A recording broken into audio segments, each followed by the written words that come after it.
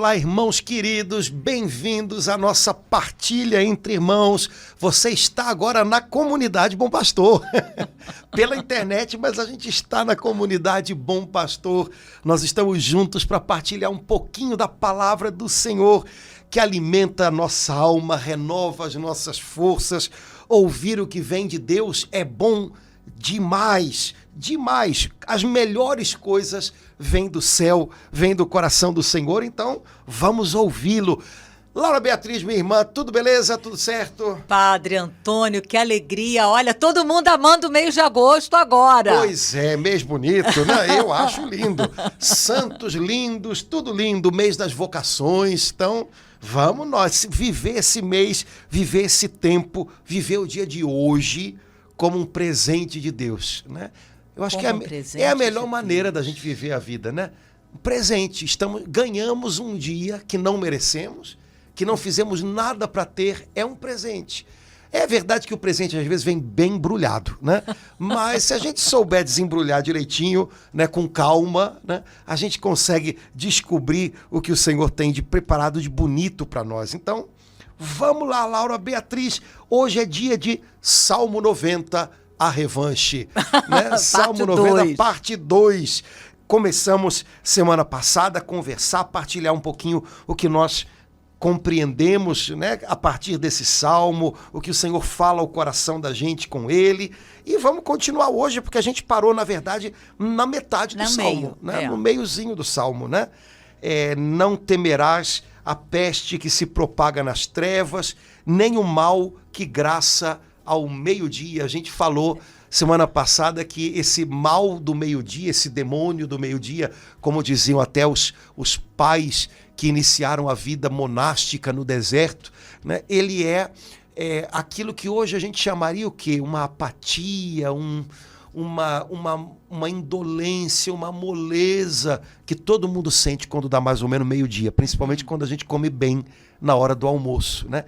Eu tenho uma paroquiana linda, uma senhora lá do Nordeste, que quando assim tem feriados civis, que não são feriados religiosos, que não demandam, né, ali a presença mais na igreja, ela faz para mim uma buchada com aquele feijão branco, mas tem que ser num dia que depois comeu, vai para a cama. Porque é o mal do meio-dia. Sem missa nesse dia. Exato, nesse dia tem que celebrar de manhã, porque depois aquela sensação de prostração mesmo, né? E os antigos monges diziam, imagina, viviam no deserto, meio-dia é o horário de maior sol, né? Eles não se alimentavam bem, né? Obviamente não comiam buchada. E justamente por isso, quer dizer, sentiam aquela sensação, aquela coisa física mesmo, né, de exaustão, que dava um desânimo, que dava uma vontade de se entregar, a gente chamaria de preguiça, né? Mas é mais do que uma preguiça, né? E eles percebiam quanto aquilo era uma porta aberta para outras tentações, outros males. Então, eles falavam muito, olha, vigie contra o demônio do meio-dia, né? O mal que graça ao meio-dia. Acho que a gente também falou que um outro modo de entender isso é aquela crise, o pessoal chama de crise dos 40, né? A crise da meia-idade, que é o meio-dia da vida, né? Quando você começa a se perguntar, e às vezes de uma maneira meio ruim, o que eu fiz da minha vida? O que vai ser daqui para frente? Será que valeu a pena? Eu acho que não valeu nada, eu acho que eu joguei a minha vida fora. A gente começa a entrar numas neuras, né? Que quando não são bem administradas, levam, eu acho que todo mundo conhece situações assim, né? Por exemplo, a separação no casamento, né? Porque a pessoa pensa, acho que não valeu a pena, acho que esse casamento está me exigindo demais. Eu já ouvi isso de monte. É a crise do meio-dia, da meia-idade, né? Um momento de impasse na vida. E a gente precisa administrar esses momentos com atenção, porque eles são naturais, mas eles são também portas abertas, justamente pela fragilidade que eles causam, portas abertas para que o inimigo coloque minhoca na cabeça da gente. Acho que todo mundo já passou por essas coisas, né? Ou quem tem mais de 40 é capaz de reconhecer, é verdade. Eu passei por uma fase que eu fiquei me questionando o que eu tinha feito da minha vida, se eu não tinha estragado a minha vida, o que vai ser da minha vida daqui para frente. E aí a gente começa a imaginar um monte de coisas que são tão irreais, mas que justamente por isso, né, a gente idealiza e tal, e que são um perigo se você deixar, elas te tiram de onde Deus te pôs, né? Quanto à coisa do meio-dia diário mesmo, né? Aquele momento de apatia em que a preguiça chega e a preguiça gera indolência e a indolência gera minhoca na cabeça também. Então, de tudo isso, mais ou menos, né? Os pais da vida monástica, lá no início da igreja, entenderam na pele, né, que isso podia ser, vamos dizer assim, uma expressão, uma manifestação desse mal do meio-dia, do qual fala o Salmo 90, versículo 6. Né? Padre Antônio, nesse momento eu estou tendo assim, uma compreensão nova. Eu nunca tinha entendido esse caiam 1000 homens à tua direita e 10.000 à tua esquerda, mas nesse momento a compreensão que eu estou tendo é que como muita gente cai nessa hora do meio-dia. Cai mesmo. Como o senhor acabou de falar, como é sutil, como é perigoso, como é arriscado, né? Esse tipo de pensamento de... que eu faço? Como é que eu vou fazer? A minha vida... isso é arriscado, sim, porque a gente pode realmente cair, e cair feio. Sim, é preciso que a gente lembre, né, daquela... dessa palavra, né? Caiam 1000 à tua esquerda, 10.000 à tua direita. As pessoas às vezes falam disso como se fosse, né? Eu vou... Não. É um alerta, né? É um alerta de que é possível que no seu caminho de vida você veja muitas pessoas caindo ao seu lado, caindo no desânimo, voltando atrás, desistindo, né? Você não pode, vamos dizer assim, repetir essas histórias, né? Eu lembro de quando, no finalzinho do Evangelho de São João, São Pedro está conversando com Jesus e Jesus, de alguma maneira, diz para ele, olha, Pedro, algumas coisas lá adiante vão ser complicadas, né? Quando você era jovem, você ia para onde queria. Quando você for velho, você vai ser levado. Então, Pedro percebeu que Jesus estava falando de desafios que viriam pela frente, né? Uhum. E é legal porque nessa hora, a Bíblia diz que São Pedro se virou para o lado e procurou alguém e viu São João. E aí perguntou, e esse daqui, o que vai ser dele? Né? E Jesus diz, olha, se eu quero que ele fique até que eu volte, o que você tem a ver com isso? Segue-me tu. Vem e segue-me. Eu acho que isso tem a ver com essa história aqui do 10.000 à tua direita, 1.000 à tua esquerda, porque a gente às vezes olha demais para os lados. Né? Uhum. Ou olhando para as pessoas que caíram e imaginando que a queda de outros pode justificar as nossas. Nossa. O que é uma tolice, né? Em todos os sentidos, espiritual, intelectual, todo tipo, né? Eu não posso imaginar que o fato de alguém cometer erros alivia a minha barra. Isso seria uma irresponsabilidade, né? Seja pelo fato de, às vezes, a gente se sentir sozinho no caminho que a gente tem com o Senhor, né? E a gente imagina que alguém tem que ir junto, né? Alguém tem que sentir do jeito que a gente está sentindo, alguém tem que ir como a gente está indo. Olha, há momentos em que você vai olhar ao seu redor e você não vai encontrar muito apoio, muita inspiração. Você vai encontrar pessoas que caíram, pessoas que desistiram, mas você não vai ser atingido. Você vai continuar de pé, olhe para o Senhor e continue a sua história com Ele. Isso é o que você pode fazer. Né? É claro que você pode ajudar, você pode encorajar, mas até para fazer isso, você tem que estar minimamente bem. Né? São Paulo, quando se despede dos anciãos da igreja de Éfeso, quando ele vai para Jerusalém, ele sabe que o bicho vai pegar e que ele não vai se encontrar mais com esses homens. Né? Então ele diz, olha, cuidem de vocês mesmos e do rebanho que o Senhor confiou a vocês. Eu acredito que é uma boa sugestão de Paulo. Né? Olha, se vocês estão de pé, cuidado para não cair, cuidem de vocês, para que vocês possam cuidar das pessoas. mantenham-se de pé, mantenham a atenção de vocês no chamado do Senhor, para que vocês possam, inclusive, encorajar quem ao redor de vocês está bambeando e quase caindo. Mas se você vir pessoas caindo ao seu redor, não se espante, não se assuste. É assim, prossiga e seja fiel. Faça o que depende de você. Olhe para o seu chamado, mantenha os ouvidos atentos ao seu chamado. E não se desanime e não se desespere se você vir muitos caindo ao seu redor. Talvez por motivos que você conheça o bastante, né? Que você sinta também pesarem sobre você. Mas olhe para Jesus, Ele é o motivo que faz valer tudo a pena, então olha para Ele, né? E não se deixe abater, desanimar, quando você vir, porventura, alguém cair. Também não julgue, não condene, não é sua tarefa, né? Siga, vá adiante. E ao mesmo tempo, a gente ainda conta com aquela palavra, né? Você que está de pé, toma cuidado.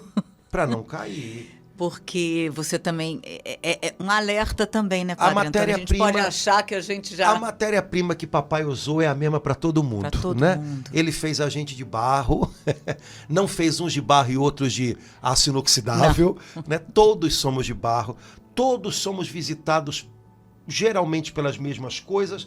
É claro que alguns são mais sensíveis a algumas coisas, outros são mais sensíveis a outras coisas, mas genericamente todos nós somos envolvidos ou pela necessidade do afeto, ou pela necessidade da segurança, ou pela necessidade de ter coisas que nos deem a impressão de que nós valemos mais porque temos. Todos nós lidamos um pouco com tudo isso, né? Com a dificuldade de não sermos aceitos, o quanto isso frustra a gente. No fundo, se mexer o barro, a gente vai encontrar os mesmos desafios na vida de todo mundo. Então não deveria nos assustar a possibilidade de cair. Ao contrário, precisamos nos fortalecer em Deus para mantermos-nos de pé e, se cairmos, sermos corrigidos e levantar. Também não deve nos espantar o fato de que as pessoas caiam, né? Padre Antônio, eu fico pensando assim, eu creio que os nossos irmãos que moram na Nicarágua, né, como aquele padre que a gente viu recentemente, na Nigéria, eles compreendem bem isso aqui. Eles têm visto pessoas caindo em prisão, né, caindo aprisionados, perseguidos. Eu creio que eles, talvez a gente ache assim um pouco, mas eles compreendem muito bem isso aqui. Eu sinto que eles...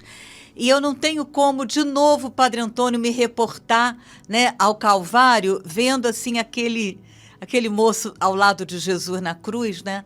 Nada o impediu de olhar para Jesus. Mesmo crucificado, mesmo ferido, o outro não. Nada o impediu, né? Eu creio que esses irmãos que moram nesses lugares onde a perseguição é terrível são tomados pelo mesmo desejo de olhar para Jesus, por isso eles se mantêm assim firmes e não se deixam abater, como aquele moço que estava ao lado de Jesus, tinha tudo, acabou, eu estou aqui, daqui a pouco, não se deixou abater, porque ele ergueu o olhar para Jesus. Então, como esses irmãos que se mantêm corajosamente, né, de pé, vendo tanta coisa na Nicarágua, na China, na Coreia do Norte, na Nigéria, porque lançam um olhar para Jesus, né? Situações limite, elas obrigam a gente a reconhecer o quanto a gente é dependente de Deus, né? E isso talvez gere na gente uma fortaleza que, enquanto a gente acha que tem outra segurança, a gente não experimenta. Amém. Então, quando tiram tudo das tuas mãos, o que sobra é Ele. E aí você tem que se agarrar nele com todas as forças, né? E nesses lugares onde você, né, lembrou, onde ser cristão custa muito caro, talvez, poxa, o Estado que devia me proteger está me perseguindo, né? O trabalho me tiraram. os meus amigos, as pessoas que pareciam amigas, eu já não sei se eu posso confiar, porque alguém talvez tenha me denunciado. Sei lá, então, quando parece que vão tirando tudo das mãos, sobra a fidelidade do Senhor, né? Que é o nosso escudo, né? Que é o nosso escudo.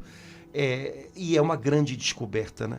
Ao mesmo tempo, é o tipo de experiência que a gente só tem quando é posto no limite. Não é possível prever ou imaginar como vai ser, né? Não. Você falou de situações de perseguição. Existem outras, né? Uma enfermidade, um perigo de morte, um momento de desemprego, de crise econômica, né? Essas situações, elas põem a gente tocando muito de perto a fragilidade da gente. Ou a gente se desespera, ou a gente se agarra no Senhor. E aí a gente descobre que Ele é a nossa segurança de verdade, né? A igreja sempre considerou que o martírio é uma grande graça, né? E que a fortaleza dos mártires é algo que ninguém pode presumir ter. Presunção é uma coisa muito perigosa, né? Você presumir que é capaz, né? Como Pedro disse tantas vezes a Jesus, né? Ainda que todo mundo vai embora, eu fico aqui do teu lado, né? Vai, né? Então a igreja sempre considerou que presunção é uma coisa perigosíssima, né? Porque ela te faz imaginar o que na verdade está longe, né? Mas por outro lado a igreja reconhece na sua história muitas situações em que o Espírito Santo no momento em que a pessoa é colocada à prova, no limite das suas forças, o Espírito Santo vem em socorro e supre a fraqueza daquela pessoa com uma fortaleza inimaginável. Inimaginável. Ele é a nossa força, né? Estou lembrando aqui das carmelitas que foram mártires na Revolução Francesa, né? Aquelas carmelitas mártires do Carmelo de Compiègne. Elas eram um grupo de carmelitas que foram levadas à guilhotina, né? E uma delas tinha sido uma menina, né, que era noviça, parece, e que tinha conseguido fugir quando o Carmelo foi invadido e as irmãs foram levadas, e ela se misturou com a multidão que estava vendo as irmãs serem martirizadas, e quando foi chegando o final, eles deixaram a priora do Carmelo como a última, né? Então cada irmã que ia até a guilhotina renovava os votos na mão da priora, recebia a bênção e era morta. Essa menina correu até a priora quando viu que as outras estavam morrendo, né? Ela correu até, fez os votos na mão da priora naquela hora e foi guilhotinada também. Ela poderia ter, né? Fugido, se safado, né? E histórias assim existem às centenas na história da igreja. Pessoas que vendo seus irmãos serem martirizados poderiam se disfarçar e foram. Não, eu também sou cristão. O Espírito Santo é o Deus que, habitando em nós, faz a gente romper limite. O limite da nossa fraqueza, o limite da nossa covardia, né? O limite da nossa impotência. Ele faz a gente... Quando esse limite pode limitar a nossa fidelidade a Deus, o Espírito Santo entra e com uma força inesperada, ele empurra a gente para frente, né? E ainda que caiam 10.000 à direita, 1.000 à esquerda, ele mantém a gente de pé. Manter-se de pé não significa ser invulnerável, manter-se de pé significa ser fiel. E é ele quem faz isso. O Espírito Santo é a fidelidade dos mártires, é a força dos mártires. Então, no nosso dia a dia, que não é um martírio de uma vez só, mas que às vezes é exigente para chuchu, né? Quem sabe a gente não pode também dizer, Espírito Santo, hoje, sem a tua força, né? Aliás, como diz o hino, né? Sem a luz que acode, nada o homem pode, nenhum bem há nele, né? Então, hoje, Espírito Santo, se você não me fortalecer, eu não dou conta, eu caio, eu vou ser abatido, mas com a tua ajuda eu vou me manter de pé. Então fica em mim, fica comigo, vem meu socorro. E ele surpreende a gente, né?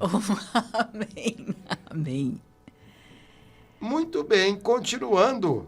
Tem tanta coisa legal. Olha o versículo 9. O Senhor é o teu refúgio. Aqui diz, escolheste por asilo o Altíssimo. A palavra asilo é legal, porque a gente imagina asilo uma casa onde vivem velhinhos, né? Mas olha, tem outra. Asilo pode ser um lugar para onde você vai quando está sendo perseguido. Ah, sim. Não é? Foi asilado. Exato. Pediu asilo político, pediu asilo, né? Ou seja, num lugar eu sou mal-vindo, né? E às vezes esse lugar é a própria terra da gente. Né? E aí eu fujo para outro lugar onde eu sou recebido e sou bem-vindo. Asilado. Asilado. Ou seja, o Senhor, o Altíssimo, é o asilo, é o refúgio que a gente deve escolher. A gente pode escolher fugir para tanta coisa, né? Mas quando a gente foge para o Senhor, quando a gente escolhe a Ele como nosso asilo, quando a gente busca nele refúgio, Ele recebe a gente sempre é bem-vindo para Ele. E ali a gente encontra equilíbrio, a gente encontra graça. Quando a gente escolhe fugir para outras coisas, possivelmente o que a gente vai acabar encontrando é desequilíbrio. Se eu escolho fugir, por exemplo, para a droga, para a bebida, para o jogo, para a internet, sei lá para quê, para o trabalho. Às vezes a gente se mata de trabalhar porque é a fuga da gente. Ali a gente acaba encontrando desequilíbrio. Mas se a gente foge para o Senhor, Ele equilibra a gente. Padre Antônio, eu nunca tinha prestado atenção no verbo escolher. Escolher. Escolhestes por asilo. Então, é uma opção que está nas nossas mãos, nas minhas mãos. Eu posso escolher, assim, não vou dizer que eu vou escolher a droga, mas de repente posso escolher ficar 4 horas vendo televisão, ficar 4 horas na internet. Não é nenhum pecado, mas aquilo vai... Eu não escolhi me asilar, me refugiar, buscar no Altíssimo, que é o Senhor, com quem e onde eu encontro toda a paz que eu preciso. Exato, eu posso tentar encontrar refúgio na comida. Ai. E aí aquela história, comida, não, tudo bem, comida é comida, né? Mas a gente sabe que não é assim, né? Quando a gente está muito ansioso, a gente vai na comida e a gente não vai numa comida para alimentar. A gente vai numa comida normalmente doce por conta da química do corpo da gente. A gente sabe que aquilo dali pode trazer um desequilíbrio para o nosso organismo, como a internet em excesso traz um desequilíbrio para a nossa vontade. Ela te torna apático, ela te torna indolente, ela te torna... Sabe, você fica ali e você passa 4 horas numa coisa que você... Mas o que eu vi aqui? Nada. Eu fiquei mudando de canal, né, no YouTube. Sapiando. Eu fiquei nada, não fiz nada. Então ela vai te prostrando naquilo. Tudo são formas de desequilíbrio, né? O senhor comentou outro dia uma palavra tão forte em relação a isso. O senhor falou de torpor, né? Sim. Entorpecimento. A gente vê entorpecente, não é só... Não.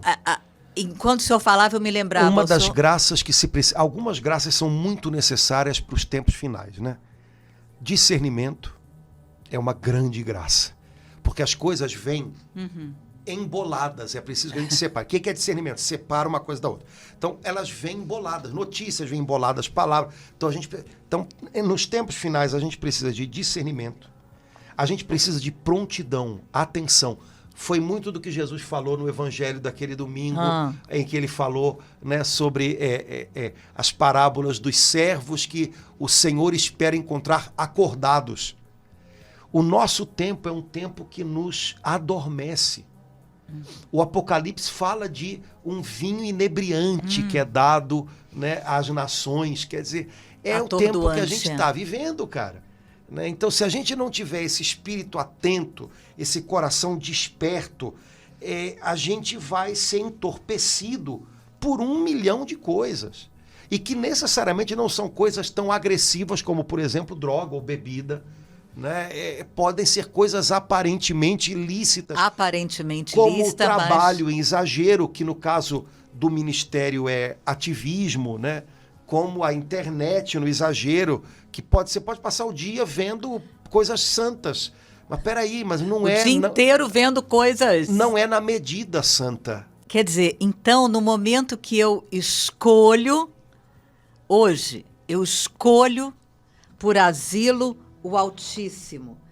Quando eu escolho por asilo altíssimo, nenhum mal me atingirá. Não que eu me torne imune, né? Não que eu não possa ter uma doença, não que eu não possa sofrer o desemprego, mas o mal na alma, né, Padre Antônio? É assim que eu estou entendendo. Sim, ele não vai te atingir. Não vai me atingir. Não vai me atingir. Eu posso estar enfrentando um momento terrível de dor ou do desemprego, ou até de traição, mas esse mal não vai fazer mal à minha alma. Nenhum flagelo chegará à minha tenda, porque eu escolhi por asilo altíssimo. É isso, Padre Antônio? Exato. Glória. É isso aí. A gente passa pelo que passa, minha filha.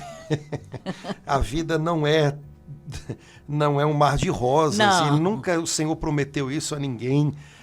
Pelo contrário, né? Às vezes a gente tem umas fantasias. Hoje há uma fantasia de que todo mundo tem que viver uma felicidade completa o tempo inteiro. Isso não existe, né? Se você entende felicidade completa como uma felicidade sem problemas, né? Não existe. Né? Jesus disse que ele queria que nós tivéssemos alegria completa, alegria plena. Mas a alegria plena não é uma alegria de alguém que não passa por dificuldades, né? A gente está fantasiando muito e está vendendo para as pessoas um tipo de expectativa e de fantasia para as pessoas consumirem, que é muito ruim, porque causa uma frustração certa em algum momento. Né? Não há dúvida de que uma pessoa que acha que ela tem que ser feliz e esse é o alvo da vida dela, é ser feliz totalmente o tempo inteiro. É óbvio que essa pessoa em algum momento vai se frustrar muito, né? Ela não vai saber administrar os momentos que não são felizes, né? E por aí vai. Então, o negócio todo é olhar, a vida traz o que ela traz. O modo como eu vivo cada coisa, e isso está mais no meu controle do que o que a vida me põe nas mãos, né? Uhum. O que às vezes a vida me põe nas mãos não tem nenhuma possibilidade do meu controle, né? Nenhuma possibilidade, né? Mas o modo como eu vivo pode ser que tenha um pouquinho. Então é sobre isso que eu tenho que pensar. É sobre isso que eu tenho que pensar, né? E, de repente, pensar, poxa vida, eu podia viver isso de um jeito um pouquinho menos pior, né? Porque parece que às vezes a gente escolhe viver tudo do pior jeito possível. Uhum. Então, por falta de discernimento. Exato. Deixar-se atingir é uma coisa muito, né? Há uma profecia de Isaías que a gente lê algumas vezes no ano, na liturgia, que fala do Messias, né? Ele não se deixará atingir, ele não se deixará ferir, até que a sua missão esteja cumprida. Eu acredito que Jesus ele era um pouco desse tipo de pessoa que não se deixa ferir por qualquer coisa. Uhum. Como às vezes a gente é do tipo de pessoa que se deixa ferir por tudo. Derrubar, né? Naquele monte da tentação. Jesus estava em Nazaré, o pessoal não gostou do que ouviu, foram levando Jesus para o alto do monte, vamos empurrar ele daqui. Passou no meio deles, Jesus seguiu o seu caminho. Foi a primeira pregação de Jesus. Você já imaginou? Primeira vez que você vai pregar, você vai num lugar e o resultado é que as pessoas querem te jogar de um penhasco. Cara, se Jesus fosse do tipo de pessoa que se deixa ferir... Sensível. Naquele primeiro dia ele tinha desistido e voltado para casa, né? Porque, acabou. Sabe, então, peraí, será que eu estou sendo do tipo de pessoa que se deixa ferir, que se deixa atingir por tudo? Quer dizer, se eu vou num lugar e uma pessoa me dá a impressão de que não gostou da minha presença ou porque falou alguma coisa que ficou meio atravessada, eu já desmorono, eu já desisto. Meu Deus, o que vai ser de mim, né? Então, o modo como a gente se deixa atingir pelo mal faz muita diferença. Né? Talvez seja uma coisinha legal da gente pensar, será que eu não estou à flor da pele demais? Essa hipersensibilidade consigo próprio, ela às vezes ela é complicada, porque ela faz com que qualquer situação seja motivo para a gente se abater, desanimar. E não pode ser assim, né? Não dá, principalmente quando o assunto é o nosso chamado, a nossa vocação, a missão que Deus confiou a gente, a fidelidade da gente ali onde Deus nos colocou. É óbvio que a gente tem que ter um pouquinho de simancol, eventualmente as pessoas podem falar coisas que vão fazer a gente pensar, de repente eu não estou certo nisso ou naquilo. Mas se qualquer coisa que me diz é motivo para eu me desanimar... Alguém está vai ganhar muito com isso, né, Padre Antônio? Alguém vai dar pulos de alegria em me ver tão vulnerável assim. Ah, fulano me olhou. E Padre Antônio hoje não me cumprimentou bem. Aí alguém vai gostar Exato. muito A dele. gente vai recuando, recuando. Daqui a pouco você não tem onde pisar. Né? Porque eu recuei tanto que às vezes é preciso recuar, mas olha, cuidado para não fazer disso um movimento único da sua vida, né? Porque senão, como é que fica, cara? Deus te colocou aqui, suponho que ele está esperando de alguma coisa de você. Então, avance, né? Vá adiante, dê passos. Né? Às vezes precisa recuar, às vezes, mas o recuo não pode ser o único movimento da vida da gente, porque senão, assim como o avanço também não, né? Mas equilibrar isso é que é o segredo do negócio, né? Então, sei lá, né? Chegamos a um dos meus versículos prediletos, porque aos seus anjos ele mandou que te guardem em todos os teus caminhos. Que beleza essa proteção de Deus, Padre Antônio. Que maravilha. Além do anjo da guarda, está no plural. Exato. Uau! Ô, glória! Por isso que tem o anjo da família, né? O anjo da nação, país, da o anjo paróquia. Da paróquia, né? Em Ars, na igreja onde o Santo Cora d'Ars é venerado de modo especial, que na verdade é uma basílica hoje, né? Mas a basílica foi construída pegando um pouco da igreja, onde de fato onde ele serviu. Há duas imagens de anjos, né? Uma delas traz o anjo desta paróquia. O anjo desta paróquia, né? Ah, que beleza, Padre Antônio. Eu já vi isso em alguns outros lugares. Então, em cada igreja tem o seu anjo guardião, cada um de nós, cada alma cristã tem o seu anjo guardião. E poder lembrar que a gente é tão cuidado por Deus é bom demais, né?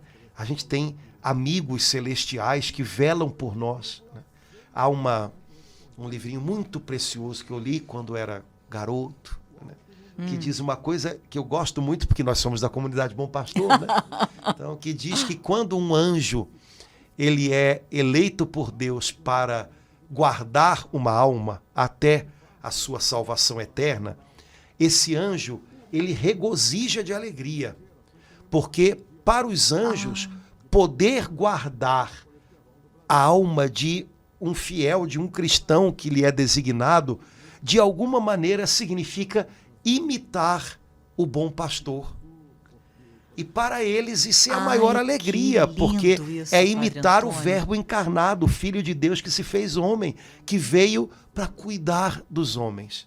Então, apesar de os anjos serem seres puramente espirituais, portanto, seres com uma inteligência, com uma vontade, com uma santidade muito mais acabada do que a nossa, né?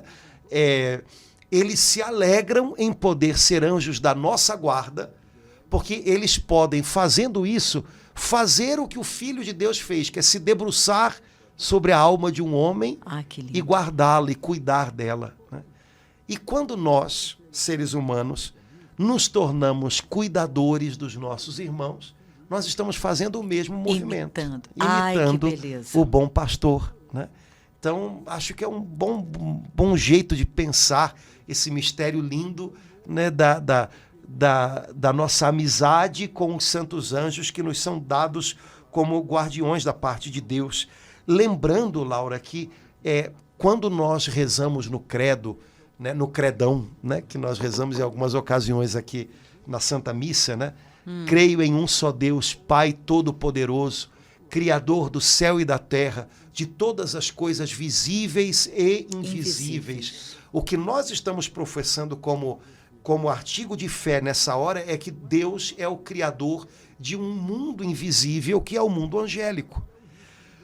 Portanto, nós estamos professando que nós cremos que há um mundo que foi criado por Deus, que foi posto à prova, mas que passou nessa prova, né? Assim como há também uma parcela desse mundo que foi posta à prova e que não passou na prova, né? Que são os anjos caídos. E esse mundo nos cerca. E nós fazemos parte dele, porque ele é maior do que o mundo que nós vemos apenas com os sentidos. E esse mundo sobrenatural é o mundo do qual nós fazemos parte.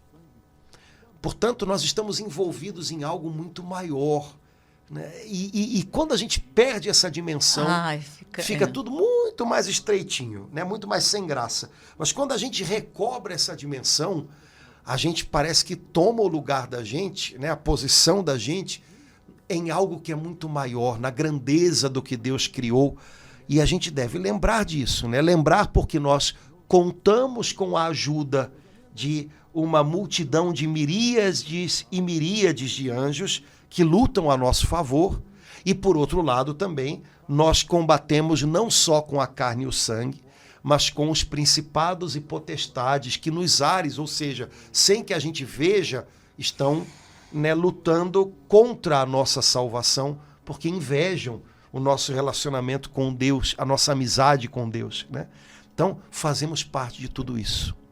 Que coisa grandiosa. Muito grandiosa. Né? E que, apesar de sermos tão pequenos, nós somos, né, dos seres inteligentes, os menores, né? Apesar de tão pequenos, nós temos nós temos parte num plano de Deus tão grande.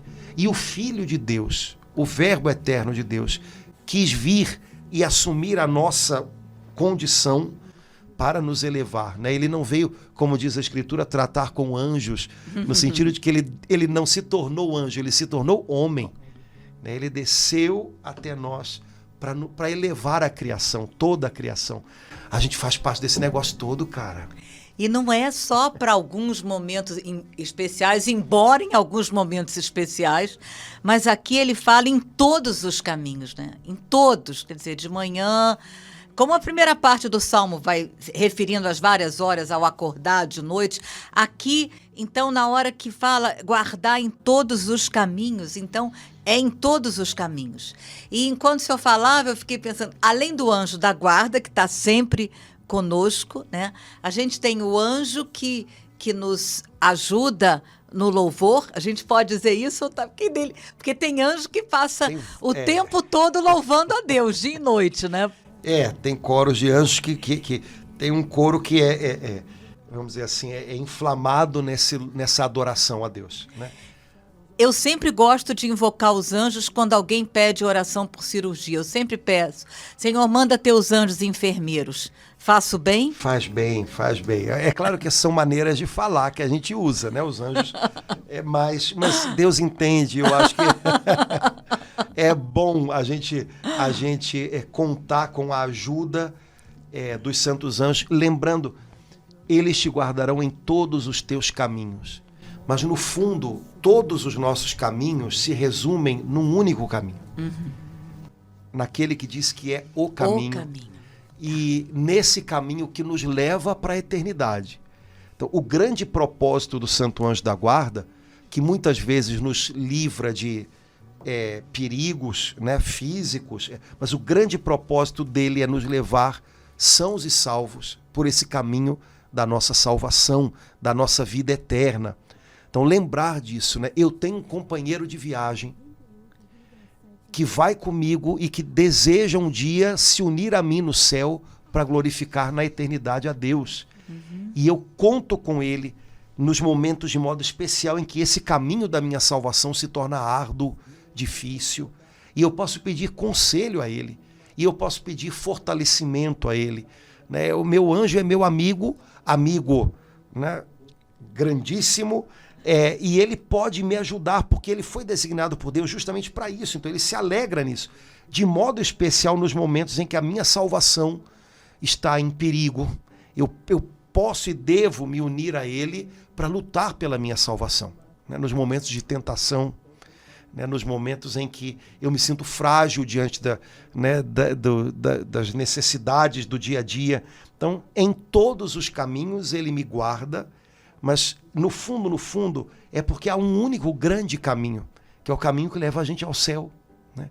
Nesse caminho, o nosso Santo Anjo da Guarda é o nosso grande amigo, do começo até o final.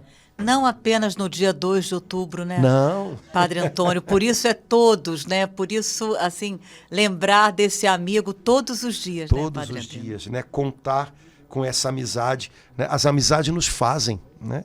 Diga-me com quem andas e te direi quem é. As amizades nos fazem. Então, cultivar a amizade com esse amigo que nós não vemos, mas que é real. e que nos ensina, portanto, a viver daquilo que a gente não vê, nos ensina a viver de fé. E, Padre Antônio, eles nos sustentarão para que não tropeces. Então, eles nos ajudam quando eu corro esse perigo de tropeçar. E como Exato. eu corro esse perigo de tropeçar pedras de todo quanto é tipo, é isso? E depois a gente continua, né? O Salmo dizendo: andarás sobre víboras e serpentes, calcarás aos pés o leão e o dragão. São todos símbolos do maligno, né? Jesus disse aos apóstolos, né, que eles passariam, né, por sobre essas coisas. Os santos anjos nos ajudam a passar por sobre essas coisas, né? Eles nos arrastam por um caminho no qual essas coisas, que são símbolos do maligno, ficam aos nossos pés. Esse é que é o segredo, né? Manter todo o mal debaixo dos pés, né? Não permitir que ele suba para cá e para cá, debaixo dos pés. E os anjos nos ajudam nisso, né? Eles nos ajudam a combater com os olhos em Deus, né? Sem ser intoxicados, sem ser entorpecidos pelo mal, pelo maligno. A gente tem lá na paróquia um pôster deste tamanho de São Miguel Arcanjo, né? Que a gente fez de um santinho da obra dos Santos Anjos. Acho que você já deve ter visto, né? Que São Miguel está com a cruz, ele não tem uma espada, ele tem a cruz nas mãos, né? Ele está de olhos fechados, ele está vestido como um guerreiro, mas de olhos fechados. Porque na luta na qual nós estamos, que é o bom combate, a gente não vence encarando o inimigo, a gente vence com a atenção firme em Deus. Então é tipo aquela coisa, mão na massa, mas coração em Deus, sabe? Recolhimento, não se deixe perturbar, porque às vezes há pessoas que ficam tão assustadas e às vezes tão envolvidas com o inimigo que parece que perdem a atenção do Senhor, né? Como há pessoas que ficam tão mobilizadas pelo problema, que passam o dia inteiro pensando no problema, e o fato de você estar pensando o dia inteiro no problema não significa que você vai resolvê-lo, né? Então, essa estampa de São Miguel, ele está lutando, mas ele está com os olhos fechados, porque ele está recolhido em Deus. Nossa. Né? O coração está em Deus, corações ao alto, e dragões e serpentes e leões debaixo dos pés. As coisas têm que ir para o lugar na vida da gente, né? Corações ao alto. Onde está o teu tesouro, aí está o teu coração. E você chega onde o teu coração chega antes, né? O coração leva a gente. Então o coração tem que estar no alto, né? E essas coisas debaixo dos pés. Laura, é muita coisa, mas a gente tem que parar, porque senão daqui a pouco o povo foi embora e a gente continua aqui conversando. Mas o Salmo 90 é de uma riqueza linda. Vamos fazer assim, o próximo encontro a gente termina o Salmo 90. Porque os três últimos? Essas três. É muito lindo esse negócio, cara. Tá bom. Porque fala de união com Deus. Pois né? Fala sobre invocar o nome do Senhor. Fala sobre a glória de Deus, que é um assunto importante na Bíblia. O que é a glória de Deus? Eita, então acho que vai ter que ter o Salmo 90 parte 3, a volta. Beleza? Tá a gente bom, deixa para a próxima. Irmãos queridos, um abração. Espero que a conversa possa ter ajudado os irmãos de algum modo, né? Mas tamo junto. Vamos lá, Laura. Tamo junto. Abração. Tamo junto também. Abração, Padre Antônio. Até logo. Tchau, irmãos.